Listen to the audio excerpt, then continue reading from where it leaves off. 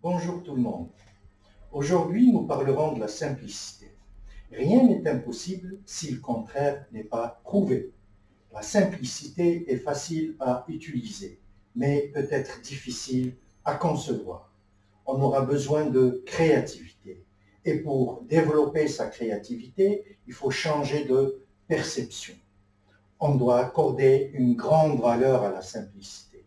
Cela semble assez simple. En fait, très peu de gens accordent une grande valeur ou importance à la simplicité. Ils accordent une certaine valeur à la simplicité, mais il s'agit généralement d'une valeur de second ordre. Une opération doit être efficace ou une opération doit économiser de l'argent. Si cette opération peut être aussi simple, ce serait bien, mais seulement tant que la simplicité n'interférera pas avec les autres valeurs. Lorsque les choses sont très compliquées, on souhaite souvent la simplicité. Mais lorsque les choses ne sont pas compliquées, on s'efforce rarement de faire quelque chose d'aussi simple que possible. La simplicité n'est pas souvent traitée comme un objectif primordial. Si on n'accorde pas une très grande valeur à la simplicité, il est très peu probable que la simplicité se produise. On doit être déterminé à rechercher la simplicité. On doit être motivé et déterminé à faire un effort actif pour rendre les choses plus simples. Il ne suffit pas d'apprécier la simplicité si elle existe. On doit rendre les choses simples de manière active. La simplicité n'est pas un luxe périphérique qui s'ajoute à d'autres choses. La motivation à simplifier doit provenir de notre propre attitude, de notre fort intérieur. Cette attitude devrait également être encouragée par l'organisation environnante ou par la personne qui définit le dossier de conception.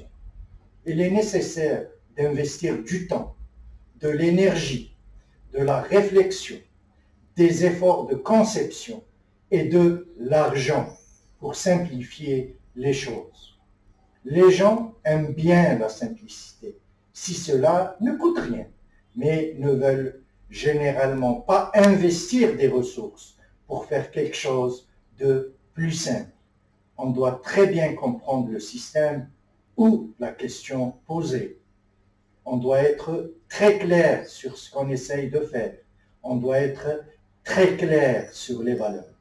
On doit être très clair sur les nombreuses considérations à prendre en compte.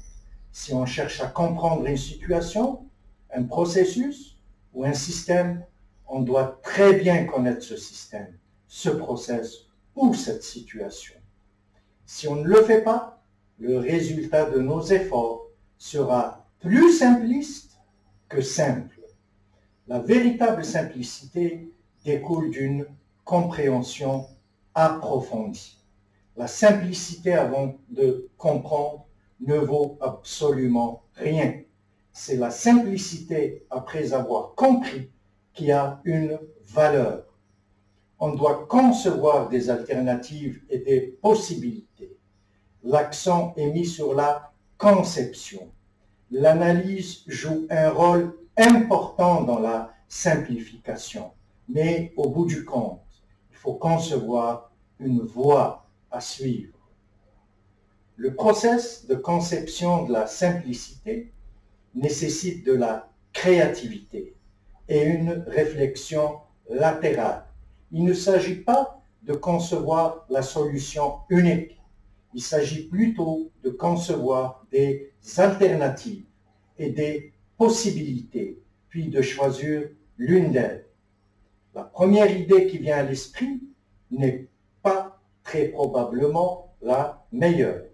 C'est pourquoi il est si important de continuer à réfléchir et à proposer d'autres possibilités. Par exemple, les attributs stratégiques de la théorie des contraintes, une philosophie de management basée sur la pensée systémique, ne sont autres que simplicité et créativité. C'est une pensée axée sur la possibilité. Rien n'est impossible si le contraire n'est pas prouvé. À bientôt.